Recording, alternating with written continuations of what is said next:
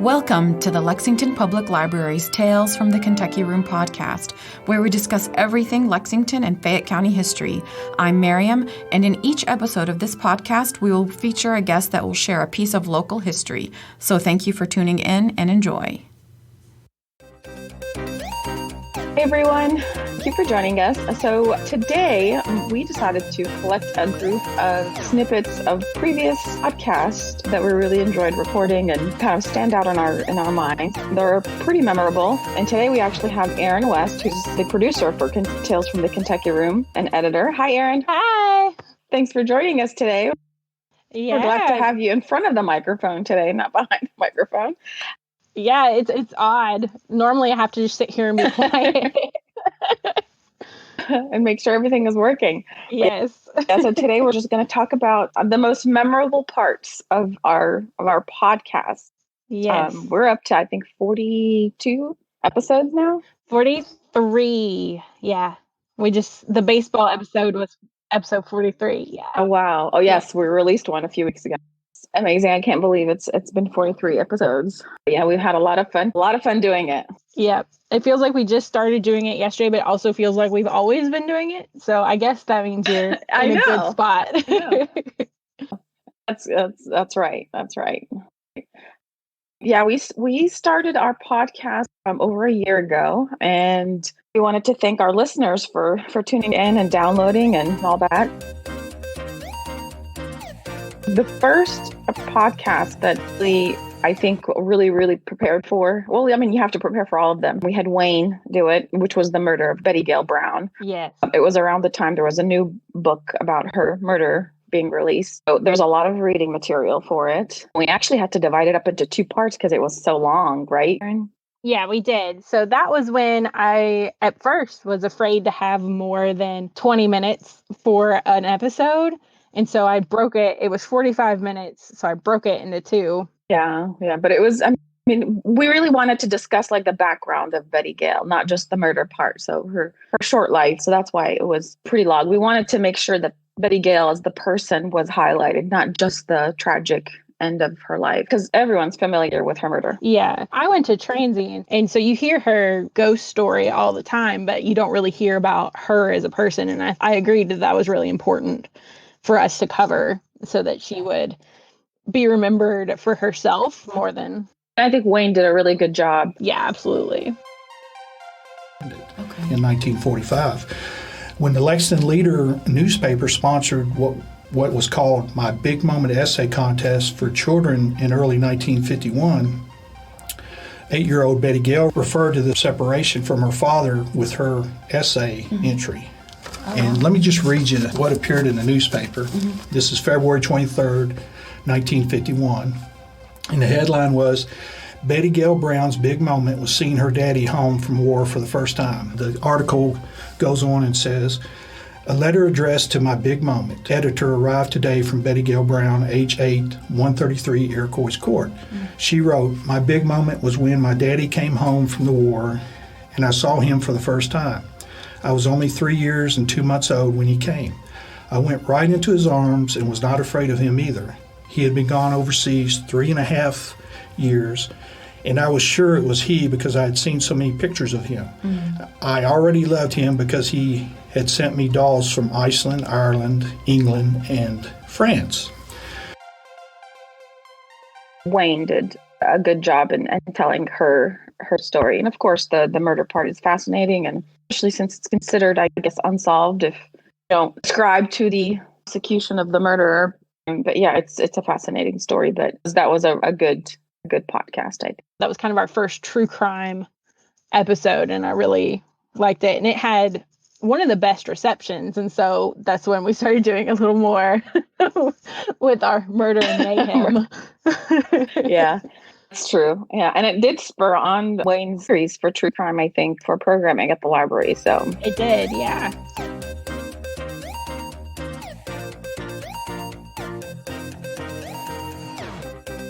What about you? What was one of your favorites, Erin? Go ahead. Oh my gosh, I have so many. And when I edit them, I almost memorize them because I have to listen over and over. But I think one of my personal favorites was the episode that we did with Rand Dotson about the Swope versus Goodloe throwdown in the post office, because yes. I've always been sort of fascinated with that story, but in my head now, knowing more details about what went on, that they hated each other forever, and that there was the Cassius Marcellus Clay connection with William Cassius Goodloe, and basically one was blocking the other one's mailbox and were like, get out of my way, and the other one said no, and then they killed each other. And it was just so fascinating. It's just bizarre. Yeah, it's just like, how did these two men just get to the point where they hated each other so much that they killed each other over mail? Yeah, exactly. But I mean, talking to Mr. Dotson, it was, clear that apparently they did have some sort of political rivalry prior to that. Yeah, and so then I started thinking, well, were they like Kentucky's Hamilton and Burr, because one of them was achieving things and the other one wasn't. And so the one that wasn't decided that they were the reason that they weren't getting what they felt they deserved. And so then you ended up with a duel. And the parallels to the stories is very, very fascinating, I think. Yeah. That was a good podcast. I love the name that you chose for it. Something about going postal. Yeah, I think it was Goodloe versus Swope, the first time going postal might apply. Yes. Yeah. So it just so happened that their post office boxes were beside each other in the post office. Swope went in to get his mail, and Goodloe also entered the post office to get his mail shortly afterwards, and Swope was blocking his way to his box. Okay. And he asked Swope to move out of the way. He said, you're blocking my way. I need to get to my mail. Mm-hmm. And Swope said he didn't care if he was blocking his way. And that's all it took. Yeah. And then, to me, it sounds like Goodloe pulled the knife first, like he was the aggressor. Yeah. Because the backstory is there are several potential instances where the same thing could have happened. Yeah. Even a year prior to this, they had a huge falling out in the lobby of the Phoenix Hotel. And this was documented? Oh, yeah. Okay. And everybody thought that they would stage some kind of duel then, but their friends interceded and were able to calm things down. Okay. And they agreed to they both apologized, and they both agreed to never speak to each other again. Oh, God. Well, I guess Lexington was a pretty violent town back then. Yeah.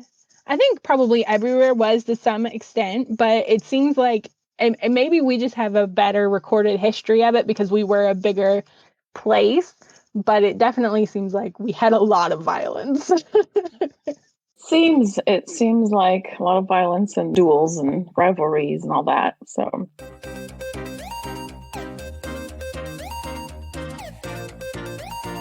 Actually, the Kentucky Duels episode we did with Wayne is one of definitely stand out. We had a lot of fun, a lot of laughs, which is kind of weird. I know. Thinking to myself, oh my God, that episode, we laughed our heads off and it was about people killing each other.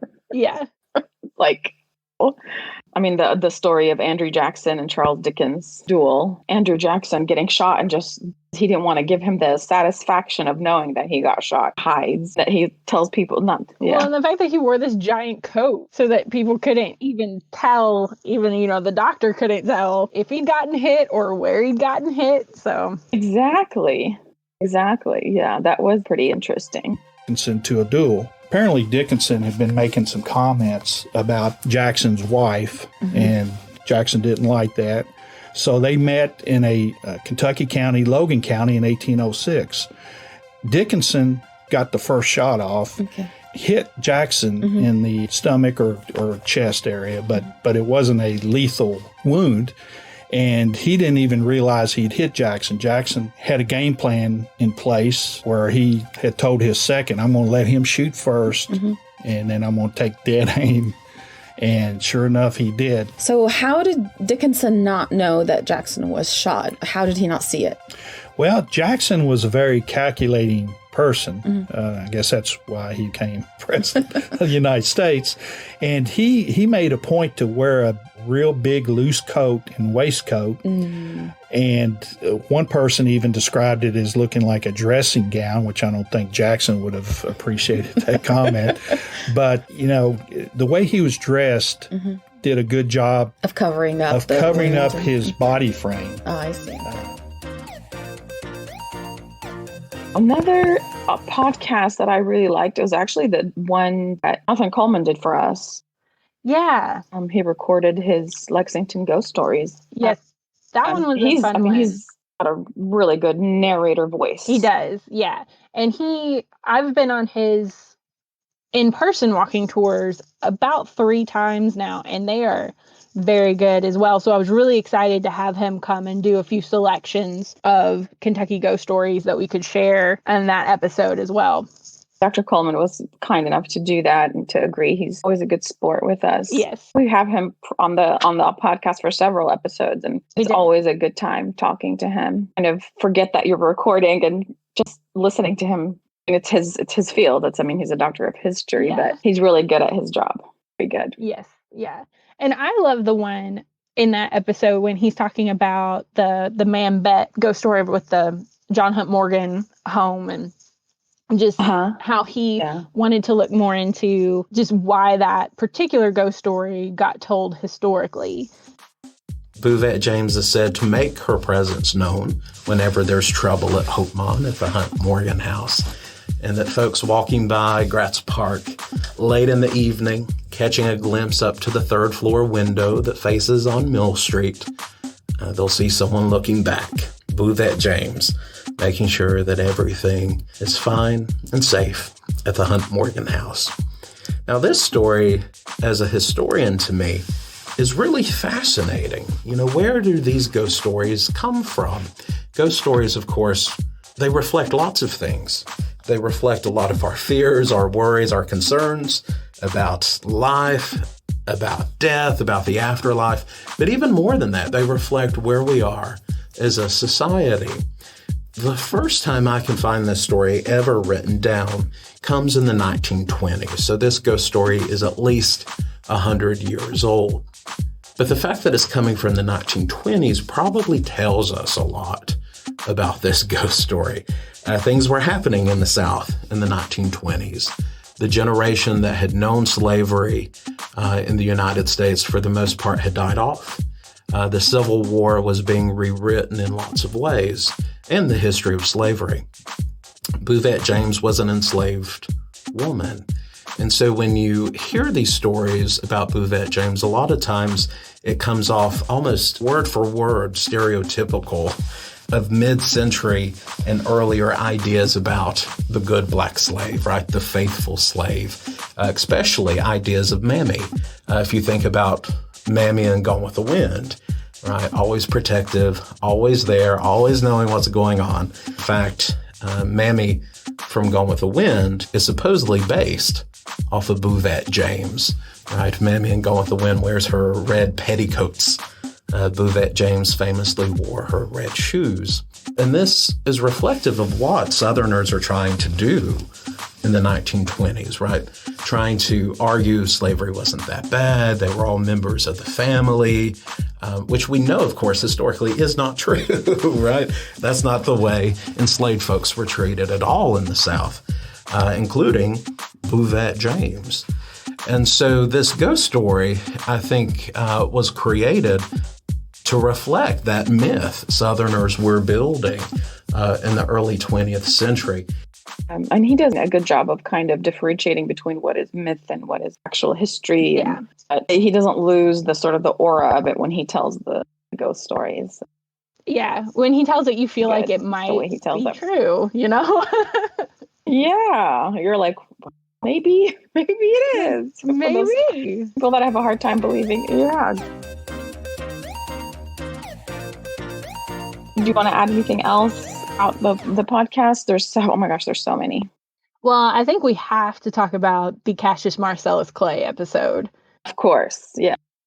on the whole. Oh my goodness. And I actually, when I edit this, I'm going to insert a little bit that is an outtake from that episode when Wayne was starting to describe how he was going to use Mr. Potato Head as the example of how this poor man was horribly disfigured and how, so I try to stay really quiet. Sometimes it's really hard to do. And in this particular bit, I wasn't successful. Yeah, this is, I believe, when he was talking about how Clay dismembered Samuel Brown. Yeah, I think it was Samuel Brown. I felt horrible because I was laughing so hard. I was doing this weird silent wheeze that still got picked up by both microphones.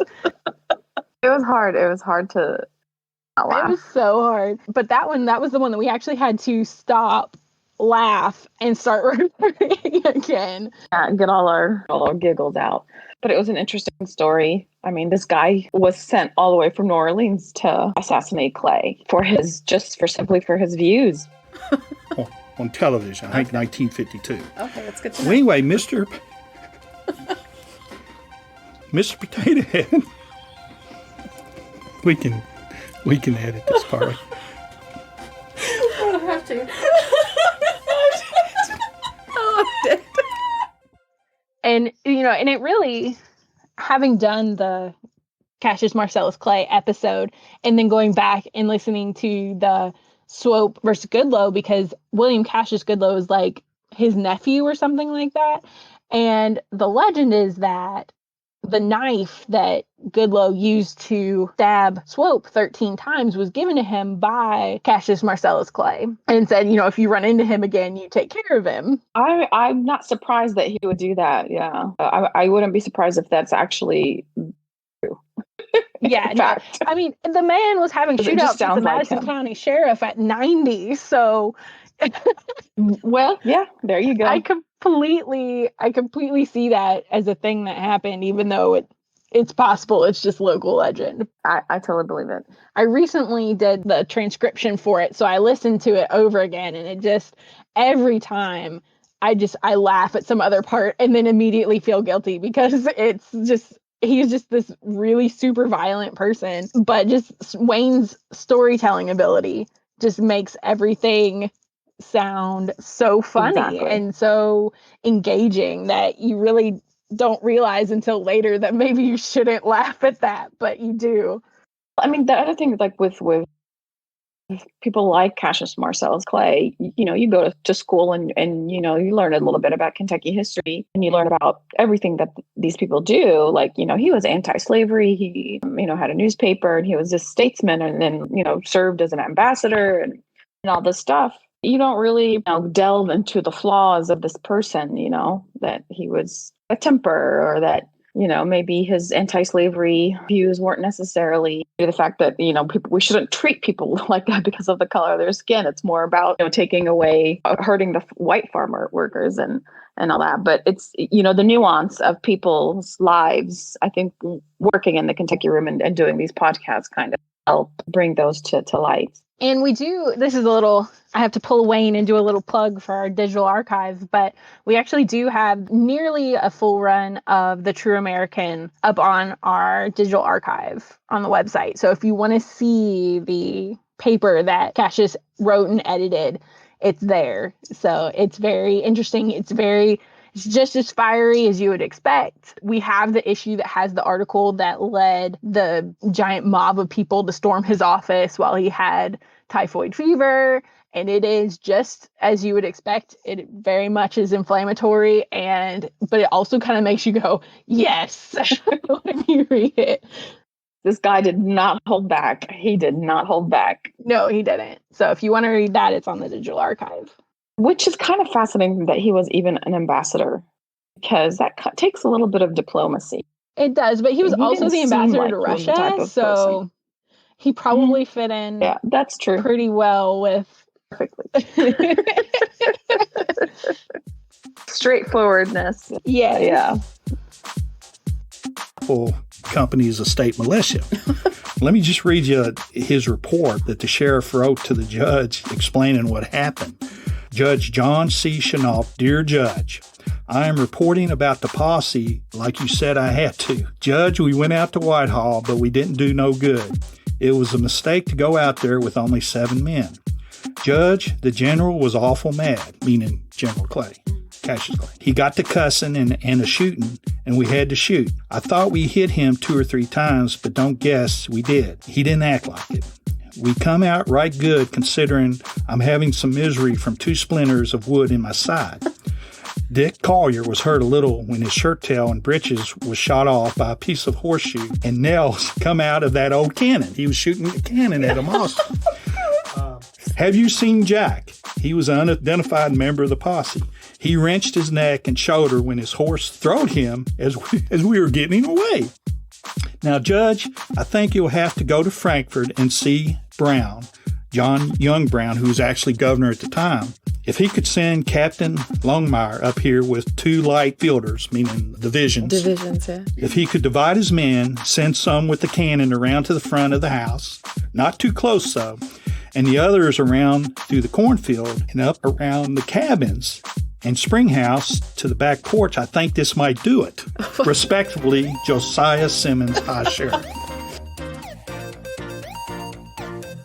And speaking of the true American, I think one of my favorite episodes is, of course, talking to Tom Eblin, former columnist for the Herald Leader, on the history of Lexington newspapers. That was always that was a treat to talk to him. When you admire his writing and you admire him as a journalist, and to talk to him in the Lexington newspapers was fascinating. It was. I was really excited to get to meet him and do it. And that was the episode that I had laryngitis. So I couldn't actually talk to him. I just had to do like hand signals. I forgot that you did. Look excited. Yeah. But the show must go on. Exactly. Yeah. Yeah. Tom Eblin is always a treat. It's a good thing that your voice wasn't. You need that for editing and no, you don't. producing. And actually, the fact that I couldn't make any noise was pretty helpful on the producer side, because I couldn't, make a weird like cough or whatever. Brother was sick and he wasn't any help, and our type got all scrambled coming down, and so it's probably no surprise that his younger brother left him at that point. And when things weren't working out. Things weren't working out. But anyway, the Kentucky Gazette was really the second newspaper west of the Alleghenies, the first west of Pittsburgh. And it was kind of modeled on the Pittsburgh Gazette, which was the first newspaper there.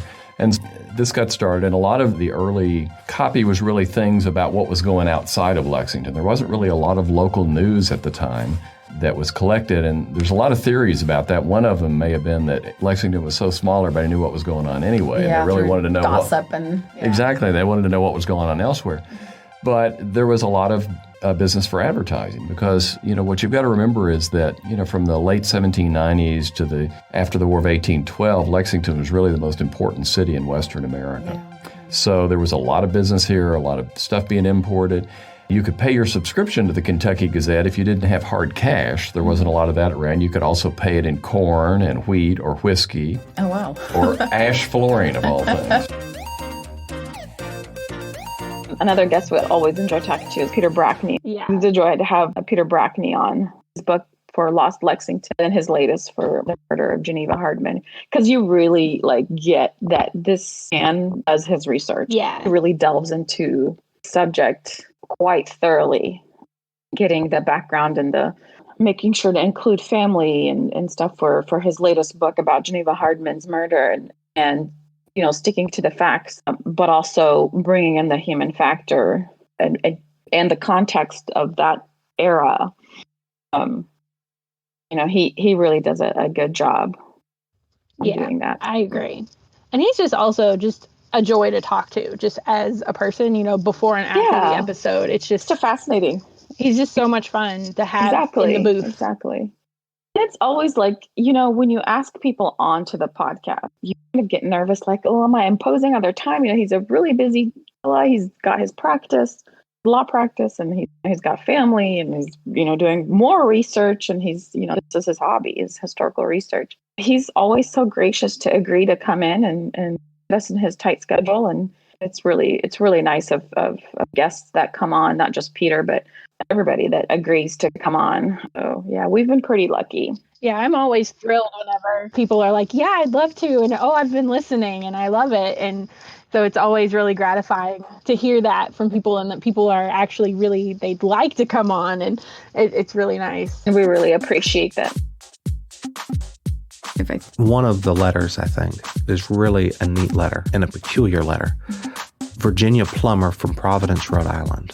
She had lost a number of children of her own, and she was probably in her 80s or 90s when she sent the letter to Geneva's mother. And the letter was addressed to Mr. and Mrs. Hardman, of course, not knowing that Mr. Hardman was 8 years deceased. And then we looked at the letter and it was typewritten, except there were some blanks that were handwritten, and it was a form letter. And I was able to confirm that this was a form letter because it's in another book by another author whose family member had been killed in 1917 or 1919. I can't remember the year. Down in Arkansas. And Remembering Ella is the name of that book. And so the author and I corresponded some, and we were exchanging notes. And it was a verbatim letter. So she was sending out this letter, reading about children who had been killed that were showing up in the newspapers, and sending out letters. It was her way, I guess, of grieving, or I'm not sure, but it was it could be a way of coping, and to reach out to other people that have experienced what she has experienced. But I found that letter very interesting. And the Hardman family received a lot of correspondence, but this was the only form letter.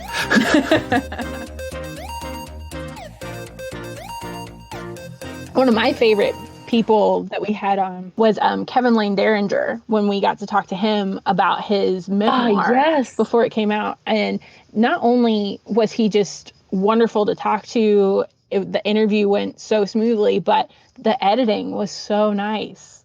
I loved editing him because his voice was just really smooth, being a trained actor. It was really nice to...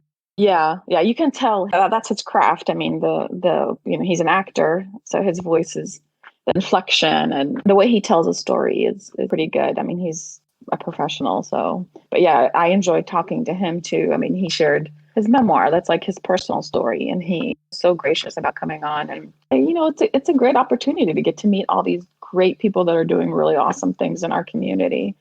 Highlighting that. I think JP, one of the Kentucky Room staff, always says, we come and research Kentucky history that, from, decades and hundreds of years ago. We have to do a good job of recording our current for future generations. And I think that's what we are trying to do with this podcast, is absolutely, a different way of recording history. That's why I really enjoy doing this. Pretty unhappy. I don't remember. I must have behaved badly a few times. I still have my little name tag. It's a little chirping bird with my name on it that the nun made. Wow, you keep everything, don't you? I do. And every grudge. Anyway, so I was there, and I was trying really hard to be a good boy. I mean, because that had already been built in. Yeah. My sister, who was in the 4th grade, had a pop bead necklace. It was plastic beads that one popped into the other, and you could pop them apart and put them back together. Yes, I remember those. Yeah. Back and forth. And I'd been pulling them apart and putting them back together, and pulling apart and putting back together, anything to, keep busy hands. So there I am in school, and Sister Rita Marie walks by me. Now, this poor nun probably had, 25 or 30 kids in her classroom of 4 and 5-year-olds? And she walked by, and she had that order of nuns wore a very large rosary on their belt, and it would hang and swish by you as the nun went up and down. I reached over, and not a malicious thought in my brain, I just thought, ooh, pop beads. And I grabbed her large rosary and started popping it apart. Well, of course, she was appalled, and she locked me in the cloakroom, which I rather liked. It was quiet and had a slightly musty smell of dirty children, but it was nice. But then she called the Monsignor, a rather frightening human being, who came in. I was so afraid of him that I hid under my desk. Now, that's not under the seat, but there was a book compartment under the seat, and I was hiding under that. It was about maybe 7 inches at most, and somehow I got my scrawny little body shoved in there. And he was threatening to exorcise the demons from me. And being a good little Catholic boy with a mother who had converted from Southern Baptist, I had a very strong image of what Satan looked like. And it sure looked like the Monsignor to me. So he's talking. But I just wanted to mention one more person I was really starstruck to meet was the artist Robert Morgan. Yeah. He came on about a year ago to talk about Henry Faulkner and Sweet Evening Breeze. So we got to record him twice. And it was just, I think it was the most raucous time that we'd ever had doing podcasts. He was just so funny and so engaging. And he was, really open with us and told us all these stories. So he's another one. It was very similar to talking to him you can tell that he really enjoys what he does as an artist, and talking about his experience with Henry Faulkner and Sweet Breeze and all that. That was really gracious of him to come on and talk about that. It was really something. That was cool. It was hard. It was hard the first time that we interviewed him, it was hard not to just be kind of like, oh, where is Bob Morgan? Yeah, but he puts you at ease. Like, exactly. When you first move him, you're like, oh my gosh, that's Rob Morgan. That's, oh my gosh, he's got this archive going, and he's done so much in his life, and people are starstruck but he's the type of person that really puts you at ease and makes you feel like you've known him for a while. We were all hugging each other when we left that first interview. So it was really cool. Yeah. Yeah. I know because I opened a small art gallery downtown right near all the pool halls and everything when I was a kid. And Sweets came to the opening and she brought a cake. And she brought it on this beautiful cut glass cake stand that had the lid that went over it, and it was one of her famous coconut cakes covered with maraschino cherries. And we ate half the cake. Then we set it in the front window where we had 2 mannequins standing on either side of it, all dressed up in ostrich feathers. Well, the gallery ended up closing, and Sweets had never gotten back her cake stand. And we hadn't paid the next month's rent. We just went out and left stuff there. And Sweets would stroll by there every day, and she would see her cake stand in there. And every time I would see her out in public, she'd say, "Where's my cake stand? I want my cake stand. That's in there." And I was like, oh, God. I'd run and hide from her. I was afraid, she's going to get me that cake stand, And I couldn't go back in. And so she finally went to the landlord, whom she knew, and she said, "Open up that building. I want my cake stand." And he went and opened up the building and got her a cake stand. Next time I saw her, she said, "You don't have to hide from me anymore. I got my cake stand back." It's like, I wanted to thank our listeners for listening. And, I know it's a difficult time right now with everybody being at home, but we wanted to just kind of look back. The podcast Staying at Home has given me the opportunity to kind of go back. It's always hard to listen to my voice, but kind of pretend like it's somebody else, not me. But I've been listening, going back and just reminiscing about what a good time it's been. Thank you guys for listening. Thanks, everybody. Thanks. Bye. Thanks for listening to Tales from the Kentucky Room, a podcast brought to you by the Central Library's Kentucky Room staff at the Lexington Public Library. If you enjoyed listening, please take a minute to subscribe, rate, and review the podcast on Apple Podcasts and Stitcher. If you have any questions about local history or genealogy research, you can visit us in the Kentucky Room to use our collection and newspaper microfilm. Or you can email us at elibrarian@lexpublib.org. That's elibrarian@lexpublib.org. I'm Mariam, and we'll be back with another trip down Lexington's memory lane.